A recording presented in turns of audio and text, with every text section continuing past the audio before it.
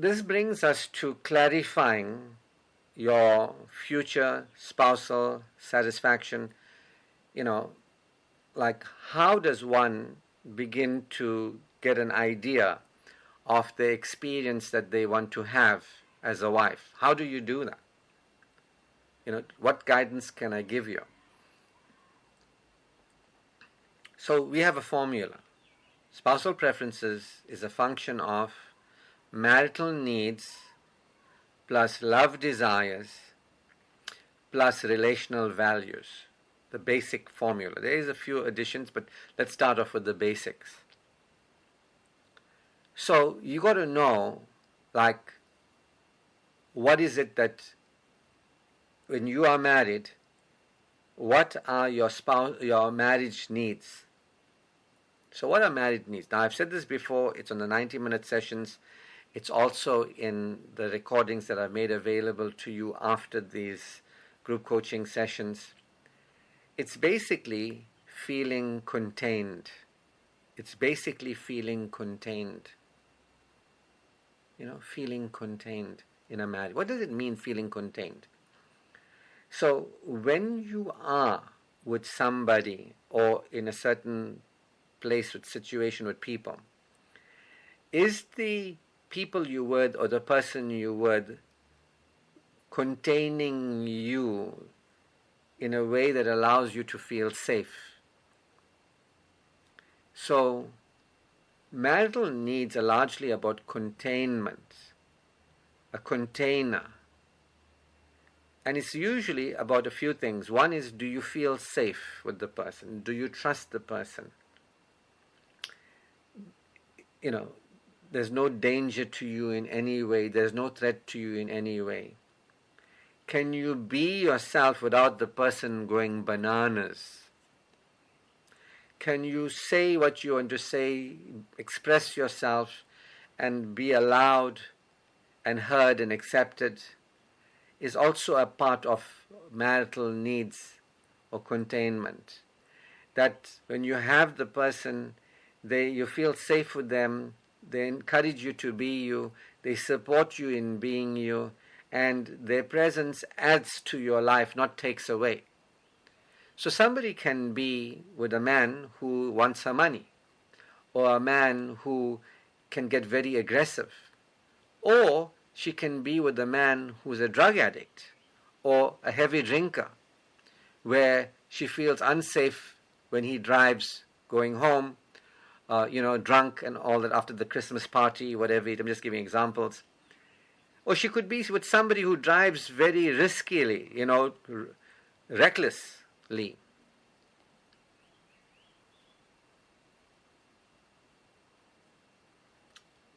So this is where a woman feels uncontained, safety-wise. A man could be going through her, things, no privacy, checking up on her, paranoid, disallowed, no trust. These are examples of marital uncontainment. Or doesn't let her say what she wants. She has to watch what she says, walk on eggshells. And sometimes to control her, he gets angry, withdraws love, hostile silences, all manipulative kind of things. In time, I'll give you a full list of things that are unhealthy in a relationship. But you got to be interested in feeling safe, trusting a person, allowed to be you, encouraged to be you, supported in being you. The marriage that promotes you, because you can have a man who directly or indirectly endangers your life by him driving fast, for example. Risk, can endanger your life. Or you could be in danger because he wants something from you, or he wants to control you, or disallows you, or he doesn't want you to be yourself. He's afraid, controlled, trying to control. All these kind of things can happen. Unstable man, narcissistic man, can be a man who you feel burdened by the relationship. He wants too much from you. He's expecting you to be his mother. He wants you to take care of him.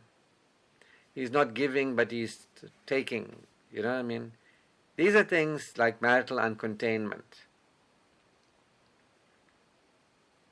You can begin to explore.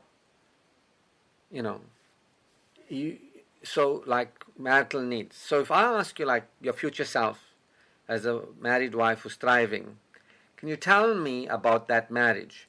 Then you'll be able to tell me around marital needs, containment. What's required for you? What do you require to feel contained? So a woman who's just not doing this, she'll just hope and wish, seeing the guy so friendly and he's so nice. She doesn't know he's got psychological problems. She doesn't know this man is going to end up blaming her, shaming her, attacking her. You know what I mean? She's thinking he's so nice and all that. She doesn't realize, look, I want to get married. I want to be with a man who's stable. A man who's safe with himself, who I feel safe with. My property is protected with him. He protects me, he protects my property. I can trust him. He is not going to steal from me or force anything out of me. I can be me with him. He wants me the way I am. He hears me. He encourages me to be me. Whatever I want to do, I want to do. He doesn't control me. He can handle differences. If he's got an issue, he can address it in a respectful way. He doesn't burden me with his stuff or his family stuff. He doesn't expect me to be his maid or his parents' nurse or his children's au pair. Whatever is important for you. Yes, I can be caring to his mother without taking care of her. I can be caring to, his children without taking care of them, unless that's what you want to do.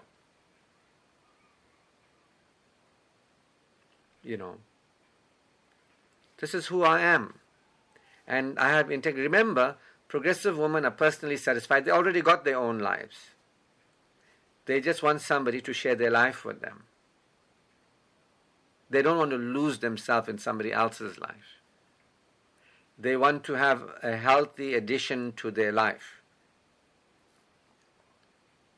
So a woman can say, this man is secure, he's respectful, he's allowing, he understands I'm a human being, he doesn't put unnecessary demands on me, he's not controlling, he's safe, he's trustworthy, I feel so safe, he has good habits, he doesn't endanger himself, he doesn't endanger me, he's cautious, he's security conscious, he's responsible. A woman can begin to say, these are the things I want in a man. Otherwise they end up and they say, he stole from me, he used me, he abused me, he went crazy, he needed psychiatric help, he didn't want it. They end up saying the stories that he, he was insecure, he was a narcissist, in the meantime, they didn't go forward focusing on what they wanted. They didn't energize the reality that they want. They didn't show God what they want. They didn't know what they wanted. They just, hoped and wished. And then they realized, not only am I not satisfied, but this is quite a threatening situation here. I feel unsafe. I feel, sometimes men can be violent, emotionally, financially, vile, physically vile, can regret it. A man who I feel safe with, my body is safe with, he touches me, There are men who got some heavy kinks and, whips and chains, might want to, in the sexual act, fetishes, smack you and throttle you and, take the life out of you while, at different points in the sexual act and all this. You've got to be very clear that I want somebody who I can trust with me, my body, my property, a person who is, attentive to me, who's gentle with me. There are men who want to have their way in any which way with a woman, and they don't care. They're just going for it. You know what I mean? So women can end up having that, and they end up, feeling alone and, abused, violated in so many different ways. But whose fault is that? Not blaming. We're just saying they didn't take responsibility for the experience that they want to have. They didn't focus on their spousal preferences, especially the marital needs. So, if I ask you, what is it that you are, can you tell me about your future married life? Can you tell me about you in your role of a wife where you're thriving? You must be able to describe at least some elements of marital needs that I've shared there. If you don't do that, you might be a woman who's projecting, no, men will treat me nicely. You'll be naive. You'll have this project. He's nice. He bought me flowers. He said this. He said. Next thing in the bedroom, you're getting violated. You know what I mean? Like, whoa. You know what I mean? What happened to the man who was buying you flowers and all that sort of thing? I didn't know. Oh, no. You know what I mean? Women are not aware of what they want, and they're not aware of the man that they are assessing. They're not aware.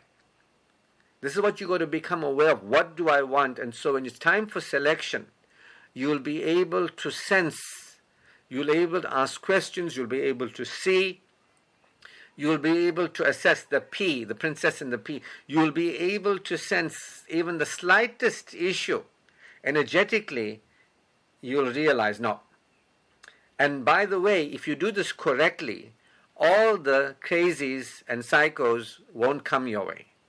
If you just do this in a real way, the energy of being clear that I want somebody who is psychologically healthy, spiritually sane, I want somebody who is, I'm safe with, that I can trust.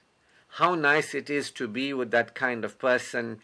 The more you can see it and feel it, the more your magnetics will attract that kind of person and repel the other people that are unsuitable. So that's the first part of the formula. I've discussed this at least 2 times before in the group coaching, and I've made the recordings available to you. I'm discussing it for the 3rd time now. And your love desires. Like, what do you want? Women have told me that people say you're too picky. Then tell me, what do you want? What are your love desires? What do you find appealing, attractive? What do you admire? What is desirable to you in a husband? A lot of women meet men without the filter of, is he going to be a suitable husband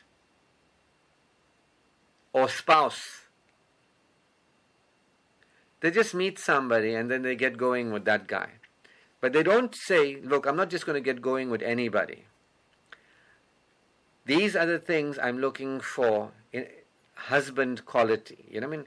Husband material, high quality husband material. I like this. I like a man, and you can describe, a man who's healthy, a man who's fit, a man who's strong. I like a man who's intellectual. I like a man who's supportive. I like a man who's a gentleman. Get what I mean? You got to be clear. What does it for you? I like a man. What turns you on is what I'm asking you. You know what I mean? In a man, what will get you going to say, that's a top one, that's a desirable one for me. You got to make a list that in your ideal marriage, what is it that you admire about this man? He's always clean, he always washes, you know what I mean? He's well kept, looks after himself. Otherwise, the guy comes to you, he's dressed up nicely and he's shaven and all. Next thing you're married, you see the guy is not clean, he doesn't take care of himself. You're like, but I thought he lied to me, You lied to yourself. You didn't say what you want. To yourself, to God. And you didn't, when you're selecting people, say, look, I'm looking to get married and I know what I want. These are things that are important to me. Have a conversation with them. If you don't fall into this, it's fine. I'm not for you and you're not for me. Somebody else is for you. To have that conversation with somebody. You got to tell people. And then when they start acting faulty after that, you say, but I told you this. Why did you lie to me? But you got to tell people, this is what I want. This is important to me. A lot of women are interested in men, must approve of them. They mustn't go away to somebody else. They mustn't leave them. So they're more attached to a particular man instead of being interested in what they want. They fail themselves. They fail to communicate to themselves and to God what they want. And they fail to tell the man that they're interested in. These are things that are important to them. I'm not saying that you should become that. I'm just saying that if you are that, you're a good match for me. If you're not that, you'll be a good match for somebody else. So what do you desire in a partner? No, I'll just marry somebody and they'll be the right one for me. And next thing you know, your expectations are shattered because they were projections. They didn't come from awareness. The whole thing is here, you become aware. You become aware of who you are and what you want. That reality, like you're living in it. Describe it as clearly as you can. If you can't get into the awareness of that alternate reality of you being the man, you let yourself down. If you can't see what's going to make a partner suitable to you, you've let yourself down. If you're just thinking, let's just marry somebody and hope that they're the one, and then you realize they're not the one, and then you have to take them for counseling and change them. They get irritated with you getting irritated with them. You think they change. You think, in the meantime, they didn't change. You didn't see them for who they were. They were always like that. You were like, no, he's the one. He'll love me, bought me flowers. You are projecting onto them. You had a halo effect, thinking he's the one. You were wishing and hoping. You didn't want to see. Let me become aware. Is this the man? What do I like about him? What are things I don't like about him? Let's get to know him as a friend. Or just get to know him. Let's not commit to anything further. You don't want to see. You are hoping, I'm going to be loved. But the way my father never loved me, this man is going to love me. I'm going to be loved, No, you're not going to be loved.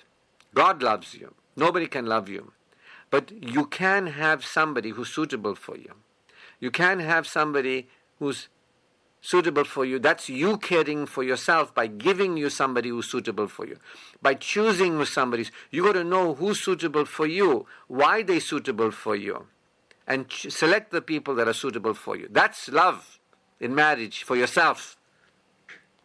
Like naive children, no, I'll be loved, they'll love me. No, don't dream.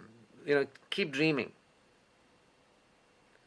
You can have a very real adult relationship by being with and sharing your life with people who support you in feeling safe, allow you, encourage you, promote your self-determination. They're there for you. That's love for yourself, that you choose that for you. No, he must buy me this and do this for me and do that. But then he shouts at you, swears you, steals from you, is not trustworthy. But he bought me flowers. The psycho relationships that some of us have been in. You know what I mean? He loves me, but it's not suitable. You're in a fantasy. So there's nobody going to love you. It's you choosing somebody who's going to suit you. You knowing what's good for you and choosing just them being who they are is going to be good for you. And you know what you like, what's in it for you. I told you men know what they want from you. You must know what you want from a man. What's interesting in you, what you like, what you admire. You're going to be with the guy, spend a lot of time with him. So, what characteristics you want in a person that you admire, what traits, what qualities you admire, you find appealing, you find attractive, that are desirable to you. What turns you on? Who would you like to be with? Your ideal guy. If I asked you to write down your ideal guy, what are the qualities that you want in him? That you'd be happy to get up with him and go to bed at night with him and spend time with him. What are the qualities? Instead of you just hoping and wishing and being naive and then getting this guy and then saying he's not the way I want him to be, let's take him for counseling. So that's the second part. Now the third part is relational values, right? I've given you a whole list of things that are important for men and women in relationships. But you got to ask yourself, when I'm with this person, what do I enjoy doing with them? What do I enjoy doing with them? What do I enjoy experiencing with them? So a woman can say, I like a man who's gentlemanly and generous. I like a man who treats me like a woman, who's there for me and respects me. I feel respected as a woman. I feel the affection. That's what I want to feel with him. and we go out together, we enjoy ourselves, not compulsively every day, every time, but things we like doing together regularly. We do walks together. When you know who you are and what you are about, your unique self, and then you know who's going to suit you. So I know, for example, I generally eat well. So I don't want a woman who's cooking in oil and, and that oil is poisoning her body and I'm eating that food and all that sort of thing. I want somebody who's health conscious.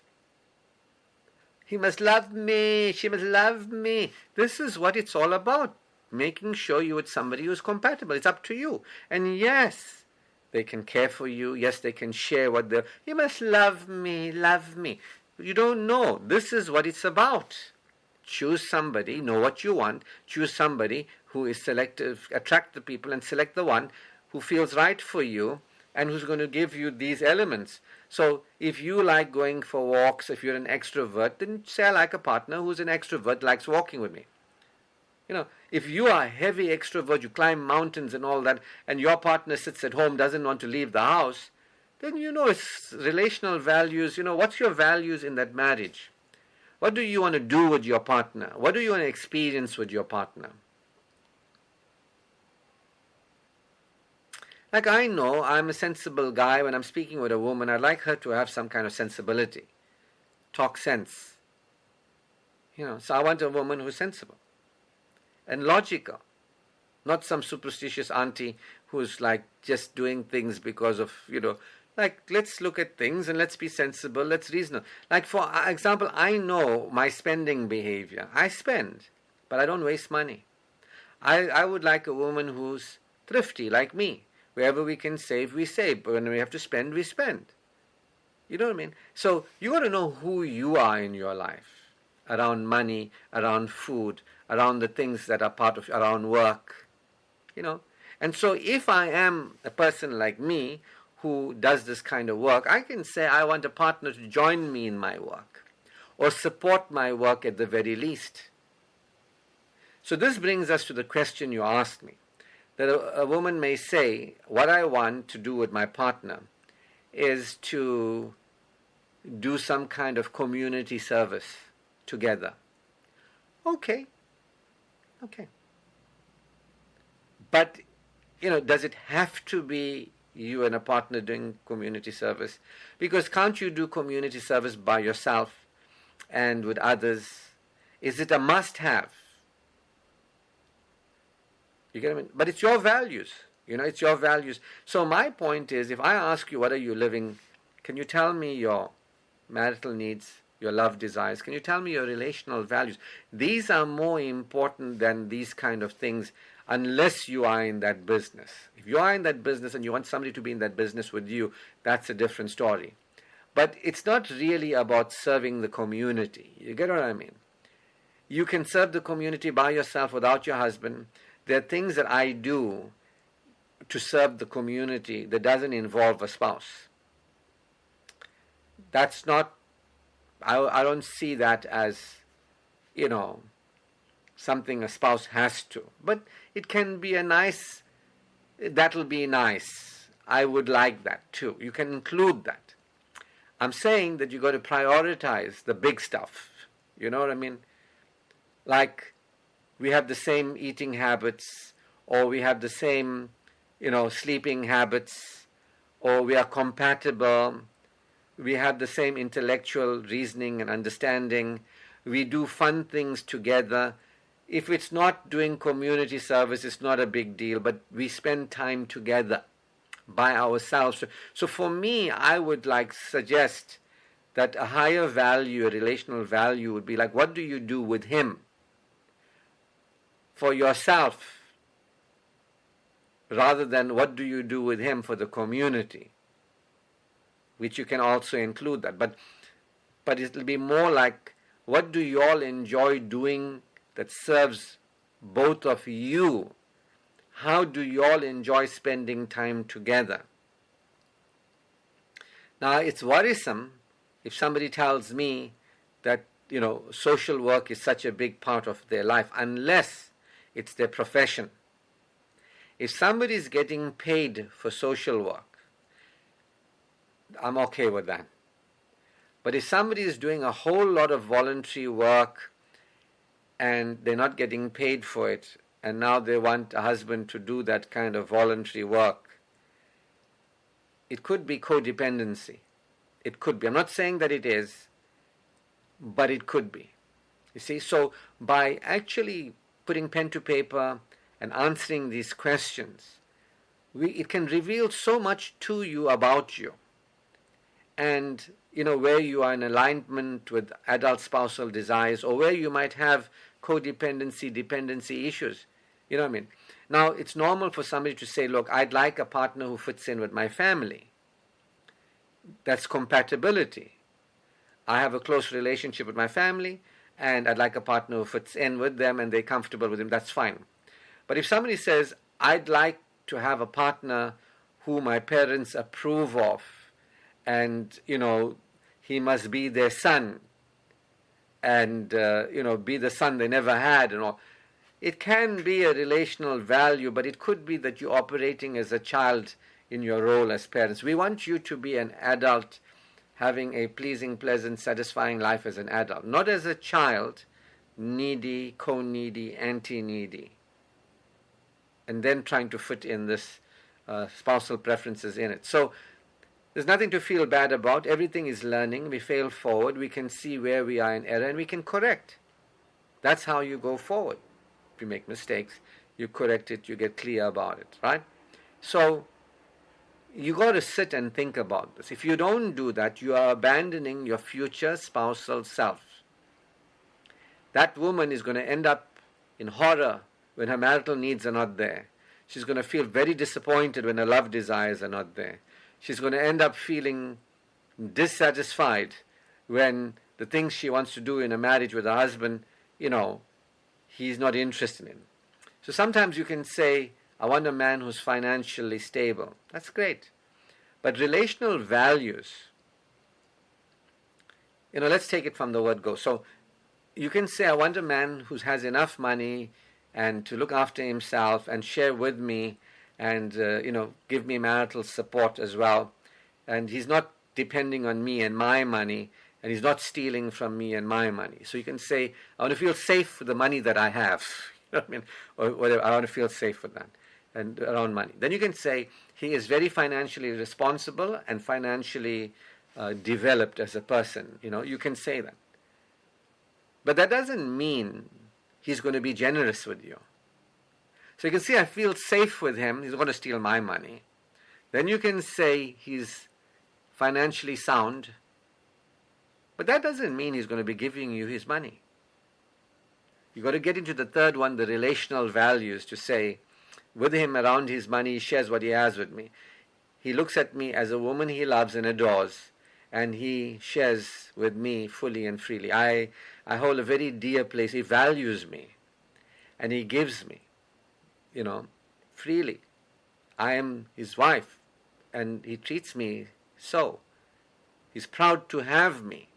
He tells people, look at this woman, I admire her, I'm valued. So you're going to create your own reality by clarifying who you want to know. It's up to you. I can give you ideas, but it's up to you to imagine and get into that reality. Now imagine women don't do this. They're just projecting, he's going to be nice, I hope it works out, I wish it works out. Where's the man? I'm trying to get married. They abandon their future spousal self, and they are not attending to their future marriages. And then when they get married, they say he's changed and he needs counseling. See? So we're teaching you about being responsible to your future spousal self and your future married. We're teaching you to focus and energize, intentionalize and energize that reality. That's what we're teaching you here. If you do it, good for you. If you don't do it, you're hoping and wishing, and you either going to feel happy but not actually happy, or you're going to end up just surviving in a wife role, or suffering in a wife role and dying in a wife role, or you might end up dead in the wife role. That there's you there, but there's no husband relating to you as a husband. You know what I mean? So thank you so much for that question. I do appreciate it. Alrighty. I want a man who I feel safe with. He's got a good energy, and I feel protected with him. I don't feel I don't feel threatened by him or in danger when I'm with him. He doesn't hurt me or harm me. He's spiritually strong. He's physically strong. You know, I mean, you can say that. I admire a man who's spiritually strong, physically strong. And that doesn't mean he's going to use his energy for you. You know what I mean? You can say he uses his energy supporting me. He uses his time supporting me. He's fit and strong, and he attends to me. You know what I mean? So sometimes people might say, I don't want a man who's going to harm me. All right, good. But he's a strong guy, he doesn't harm you, that's good. But he's a strong guy. Does he use his strength and energy and resources for you? Somebody might say, I want a good-looking guy, but he's not sexually available. He's not sexually attending to you. You get what I mean? So you got to take it from 1 through 2 into 3, all the way. That's where you clear and you thorough. And that's when you're becoming aware, you're expanding your level of... You're not the same woman as before. Before you were hoping and wishing. Before he's nice. Let me figure out with my mind he's the right one.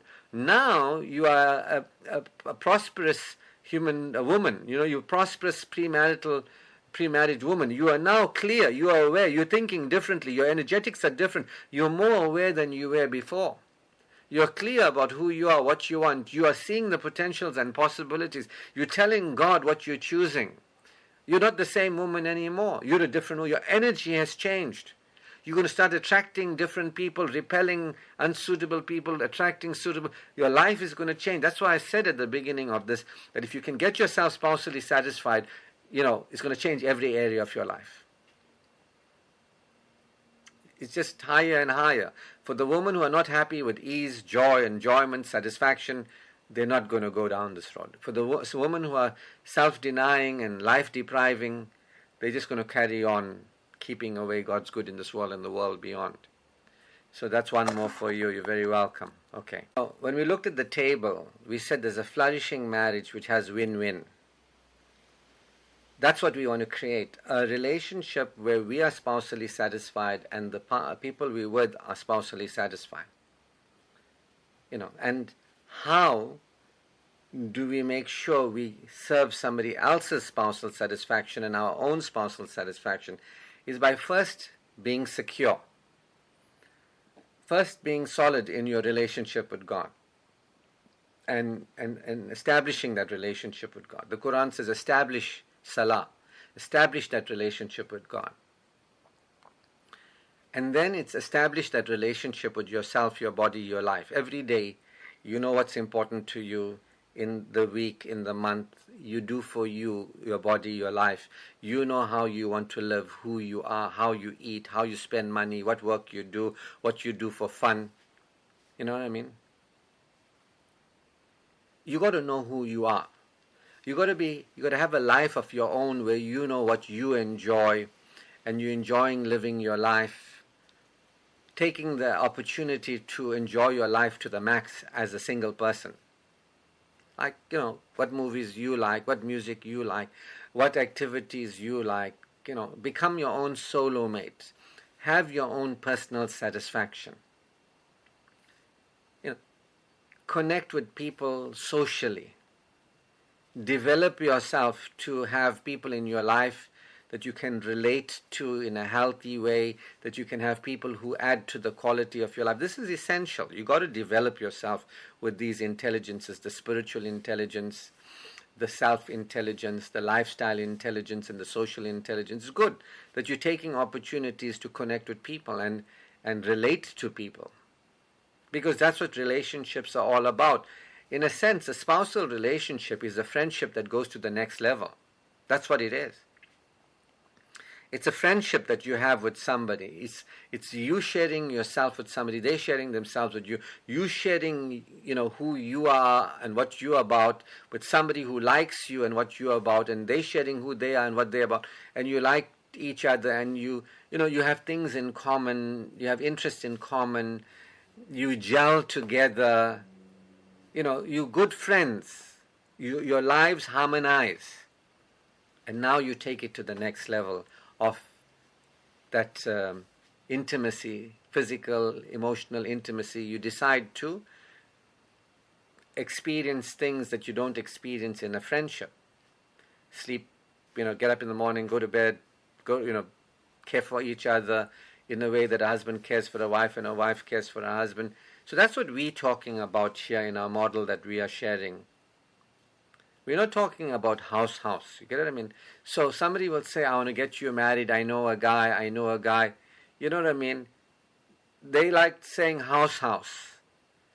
Do you want to play the role of a wife? They'll fix you up with somebody. That man will expect you. He'll have his projections, his expectations. He'll be like, you're going to be a wife. You're going to cook for me. You're going to sex me. You're going to, look after, give me children. You're going to look after my children. I expect all these things from you. He'll project his expectations on you because, he's marrying now. He's also naive. He doesn't know what he wants really. He's just thinking these are things that he wants.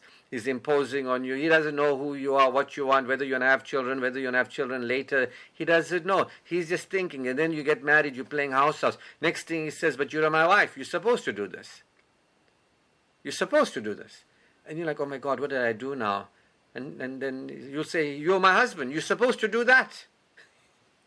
So that's a role-based marriage. We're not talking about role-based marriages. We're talking about real, satisfying marriages between adults.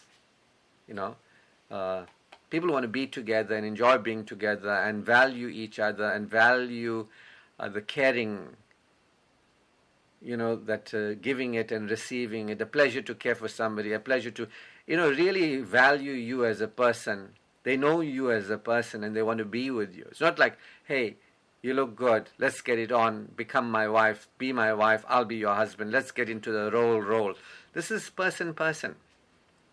So yes, it's a good idea to get yourself developed with God, yourself, your body, your life, your future life, your afterlife, areas of your life. Is it, support your personal satisfaction until you're a person and you know yourself and who you are and what your life is about and you're stable. I don't encourage you to actually pursue marriage.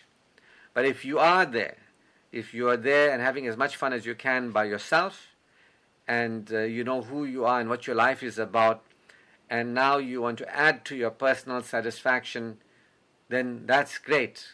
Use the principles. Use this to attract what you want to your life. And the key here is, it's not going to happen if you don't clarify it, energize it. You got to do that work. If you don't do that work, it's not going to happen.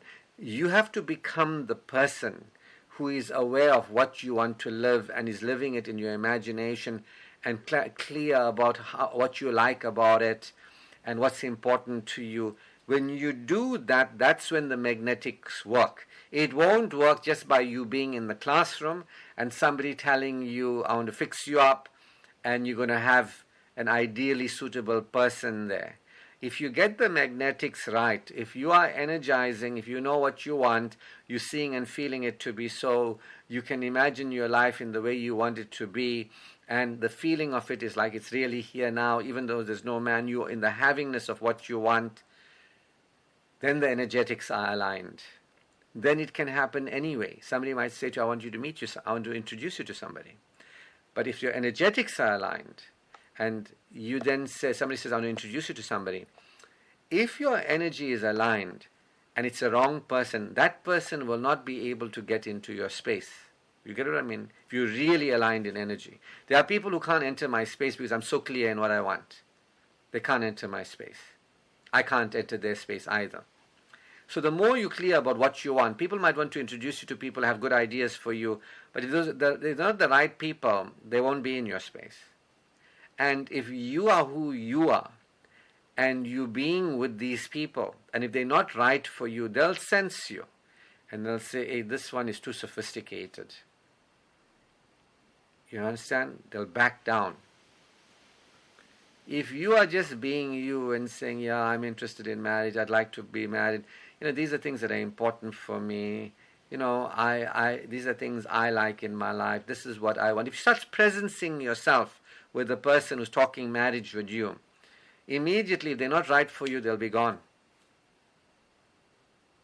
But the mistake that a lot of women make is they don't presence themselves. And what happens? The men don't know what they're expecting. The men don't know, and the men get married, and the men think, what's wrong? This woman didn't tell me anything. Now she's opening her mouth and telling me all. I didn't know she likes playing chess. I didn't know she goes fishing. I didn't know, whatever it is she does. Now she's telling me she doesn't play chess ever again. She doesn't go fishing, whatever it is. I didn't know. Now, why are you telling me this after? They'll ask you. Well, I didn't want you to reject me. I didn't want you to turn your back against me. Remember what I told you. The right one will never turn against you, never turn away from you. The right one, when you be you and you show yourself, they will be like, show me more. Tell me more. This is so much fun. I like to know more. The real right one will be attracted to your expression of yourself. But a lot of women are afraid to say what they want because they don't want to offend the guy. They don't want to offend, they want approval. They want somebody to think they're nice, social acceptance and all that. And you're just being yourself and you're honest and you're saying, I am looking to get married to, if I find the right person. This is what I'm looking for. And you be yourself. The right person will say, what? You like that too? I like that too. You do that too? Wow. Yeah. I think we have a lot in common. You say, really? What do we have in common? Tell me about yourself. And he says, this is what I like, and I've always felt like this and that. And then you start realizing, hey, how it happens, we'll never know. It can be a friend saying to you, I got somebody to meet. It can be somebody you meet while you're in your ID book, for going for your ID book, and you're in the queue in the South African, House of Official Documents, Home Affairs, you meet the guy there. You don't have to worry about how. You just say, I'm open. I'm open. But before you introduce me, please tell me about him. I want to know a few things about him. I'm not just going to meet somebody blind. These are things that are very important to me. Is he a thinking man? Is he, does he carry himself with style? Is he got good habits? Because if he's got this basic list, I'm prepared to talk with him. But if this basic list is not there, please, for his sake and for my sake, let's not waste each other's time. So, you can, but you must have intentionalized and energized, and you must be in the energy of what you want. That's when the energetics, the magnetics work. And from there, that's from where it works. The energetics go on. So it can be a friend saying to you, I'd like you to introduce you to a friend. It can be you meet the guy without any introduction. But one thing is for sure, that energy will bring that person into your life, and that energy will keep that person in your life. That person will be there. And you will sense into them the princess and the pea. You'll sense into them. There's an affinity here. So how it's going to happen, I don't know, you don't know. When you least expect it, that's all I can tell you. When you least expect it, when you're not expecting it, it's the least likely thing, and the one thing leads to the next thing, you're there. And he's the guy. And you saying, glory be to God. The teachings work. What I mean? And the rest is history. So thank you so much for your sharing. At which point are you ready to go out and check the market out and what's there?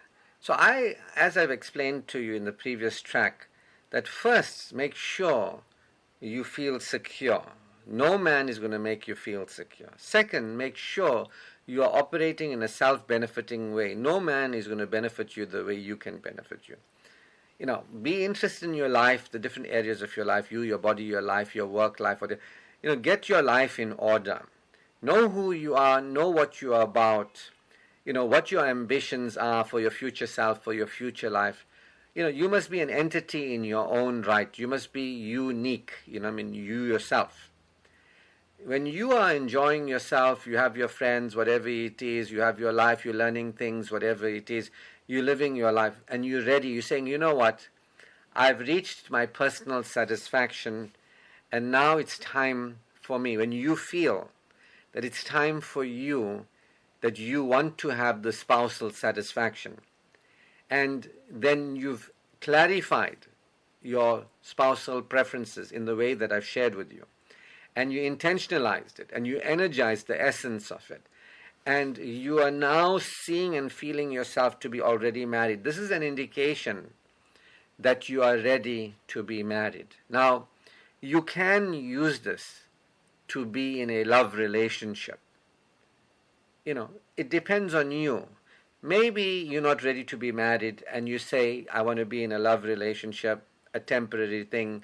Well, let's just be in a love relationship and see where it goes. I'm not here to tell you how you should live your life. How you want to live is how you want to. For what purposes? But I'm talking about either way, whether you have a love relationship or a marriage, you want to have people in your life that are there and add to your life. So it can be used in both ways. Attract soulful love, whether it is just a love relationship you have with somebody or a more formal marriage. We usually focus here on marriage as for lifetime, and but the principles work the same. And let's say you might not be ready for marriage, but you want to just have relationships and see where it goes. If that is your value system, you can use it for that. Or if you're saying that's not in my value system to just have boyfriend, girlfriend, dating and all that. I want to get married and I want to have my spousal needs met. I'm using it for marriage. You can use it for marriage. But you'll know whether you're ready for what you want by how much energy you put into this. Every day, do you take time? Do you clarify? Do you intentionalize? Do you energize? How much your heart is in being a married wife? You'll know. A married woman as a thriving wife, you'll know how much this is important to you. And based on how important it is to you, you start creating it. That's a time at which I would suggest you then say to people, if they tell you, say, look, I'm in the market, but I'm not ready completely. I'm prepared to see what's out there. But let me just tell you, so that we don't have a complete mismatch, that, the kind of guy I'm looking for, these are some of the basic things. No children, maybe he wasn't married. If he was married, no criminal record, whatever it is, because women don't realize there's all kinds of men who are looking for women out there, and they're taking their chances. They don't realize that. Men are just there to see, maybe take a luck, maybe I'll get lucky. You know what I mean? You got to be very clear. Remember, it's not about which man wants you. It's about which man do you want to be wanted by. It's who are you interested in that's interested in you. It's not just somebody's interested in me. It's the people interested in you must be interesting to you. You know what I mean? You got to focus on that, and that's what allows you to attract into your life from the full range. That some people might want to set you up, but they can't get to set you up because energetics are not matching. And the more clear you are about who you are, who is suitable for you, because what experience you want, you're standing for the experience you want to have in marriage. That's basically it. Not for the man, but for your experience that you want in marriage. And the man is somebody who serves you to have that experience. It's more about you and the experience you want to have than the man in the first win. And then after that, it's having done that and me being satisfied, it's the second win is a pleasure to care for this man who cares for me. See? That's, a lot of women don't understand. Like, what does it mean for them to be a happily married or a man who cares for you? They don't know. They have ideas of fantasy. He mustn't make me unhappy. If ever I'm unhappy, he'll stop doing what makes me unhappy. He'll make me happy. Those are all expectations, projections that leads to distancing and diminishment of people after they get married. The whole point here is become aware. Remember, right from the word go, I said to you, this is about becoming more aware of how you're showing up, how you're living, what you're creating.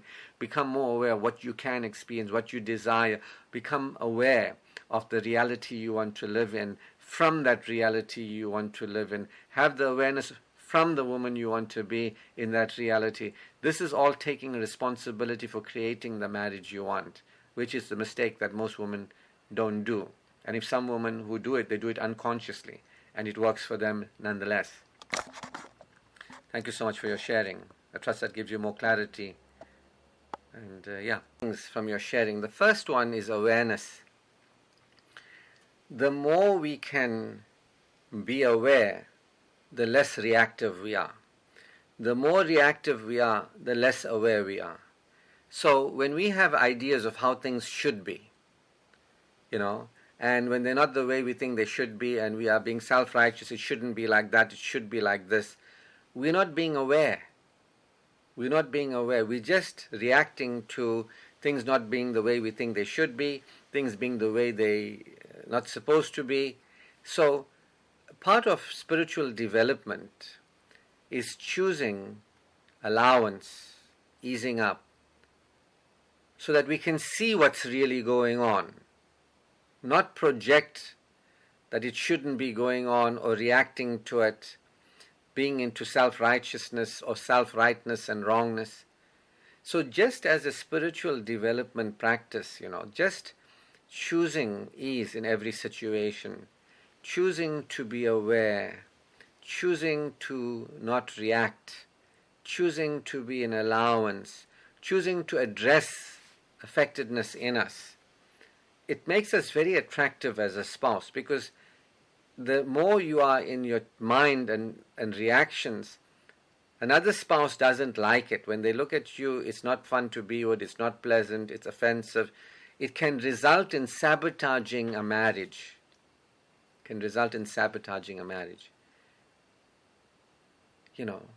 This feeling of self-righteousness, that I know how it should be, I know how you should be, you're being wrong, you need to be different. This disallowance of somebody else is actually like marital needs. You're not being supportive of somebody else's marital needs. We're saying that we want other people to be in support of our marital needs, allow us, support us, hear us, But we got to be in support of other people's marital needs too.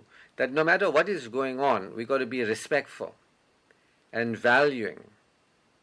And even say, I'm having a hard time with this at the moment, please excuse me. Rather than being a person who's self-righteous and, off-putting like that. You can say, I know I'm being entitled in this moment, I'm sorry. I don't want to come across as entitled, like I know how you should be. It's all about me and what I need. You know what I mean? So it's a sign of maturity when somebody is practicing easing up and allowance and observation and awareness. And from that ease, you can deal with the situation from that ease. You can see what's really going on. You can make requests and all that. So that's the first part of it, that higher levels of security, you're more aware, you're less reactive, you're more respectful, you're more valuing of other people, you're in support of their marital needs. Good for you. Else you'll be self-entitled or you'll be self-sabotaging the marriage. The second point that you were speaking about was like trust. So we got to know us and like what are our issues in past relationships and insecurities in us.